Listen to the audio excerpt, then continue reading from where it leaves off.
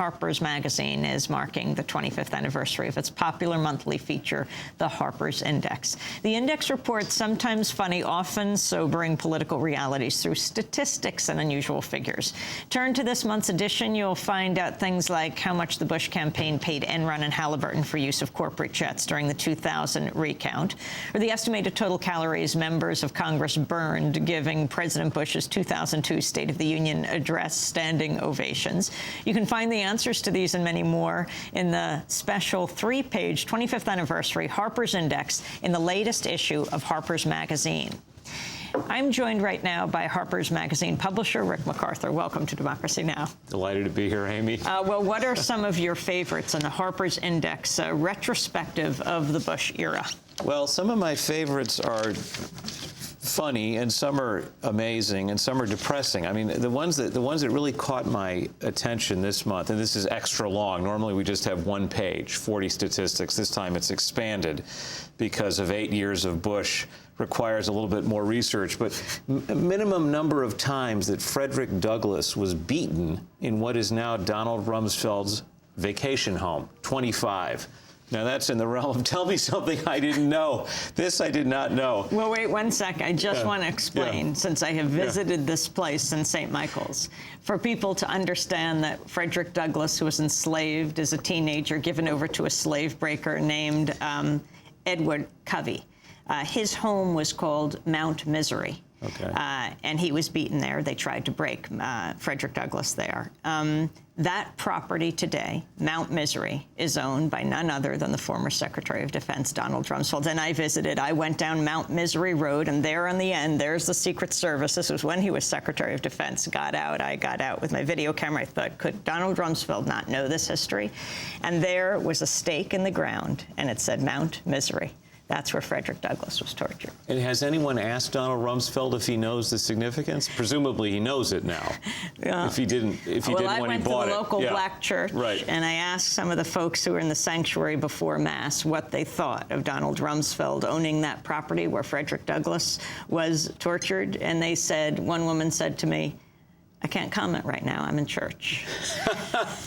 Well, keep going. But this is the thing about the Harpers Index is that the numbers pose questions. That's the whole point. This is a continuing conversation. So you can think about this, and then you read the statistics that come after the Frederick Douglass number. Estimated number of juveniles whom the United States has detained as enemy combatants since 2002, 2,500.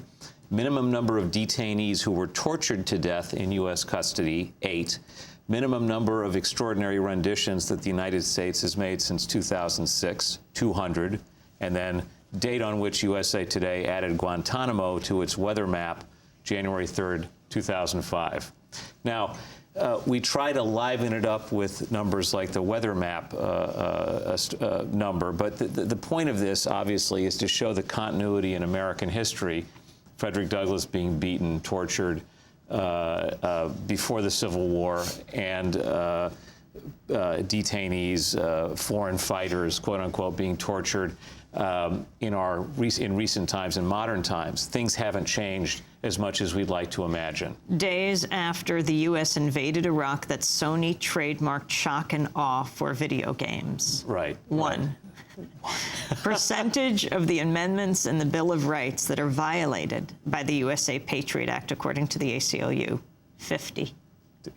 Right. And the signing statement, did we see this? I've lost track of the signing statement. The number of signing statements that Bush has signed, which are in contravention of the laws that just got signed by Bush. In other words, this is something that still hasn't really been adequately debated. The point of the signing statements is to say, I don't feel I am obliged to enforce this law. So he signs the law, then he quietly signs the signing statement. Right, writes the signing statement. This is the reason I don't believe I have to enforce this law.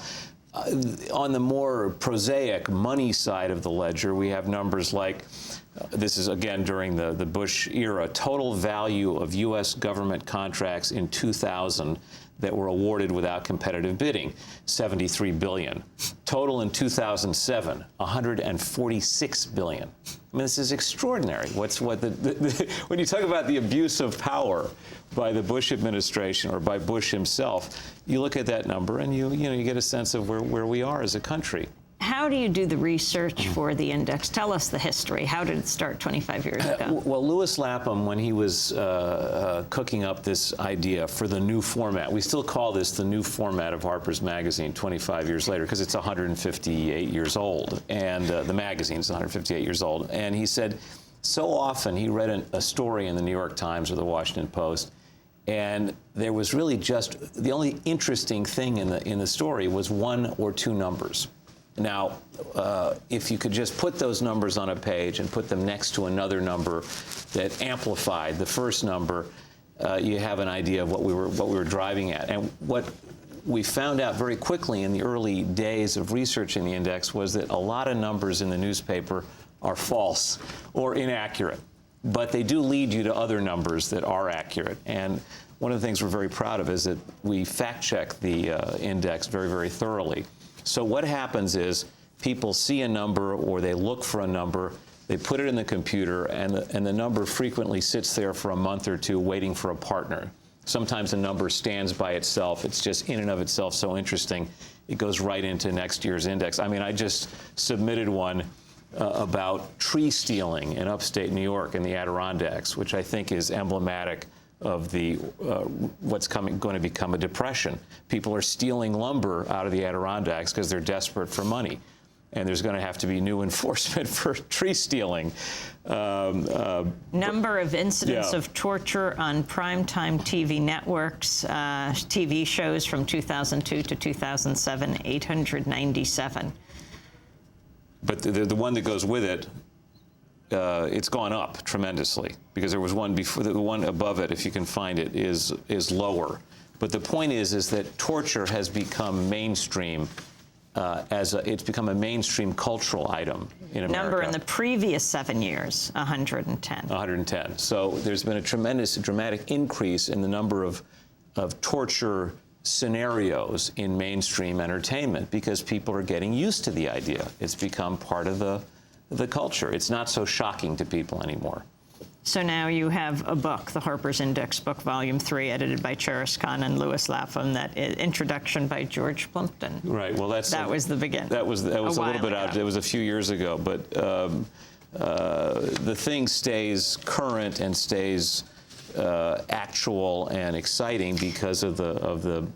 Go ahead. Yeah. Minimum number of pheasant hunts Dick Cheney has gone on since he shot a hunting companion in 2006. Five. Days after Hurricane Katrina hit, the Cheney's office ordered an electric company to restore power to 2 oil pipelines. 1. Days after the hurricane, that the White House authorized sending federal troops into New Orleans. 4. Portion of the $3.3 billion in federal Hurricane Katrina relief spent by Mississippi that has benefited poor residents. A quarter. Right. And one thing you'll notice is the difference between the Harpers Index in the 80s and today is that it's much more ambitious. Budget in October '85, we had numbers like budget per episode of Miami Vice, $1,500,000. Under that budget of the Miami Vice Squad in 1984, $1,161,741. One episode of Miami Vice cost more to produce than the entire annual budget of the real Miami Vice Squad. But that reflected a kind of a sillier time, and now it's become more serious in some ways. Rick MacArthur, I want to thank you for being with us. Congratulations on 25 years of the Harpers Index. That does it for our show. Special happy birthday to Anthony DeMary and to Brenda Murad. I'm Amy Goodman. Thanks so much for joining us.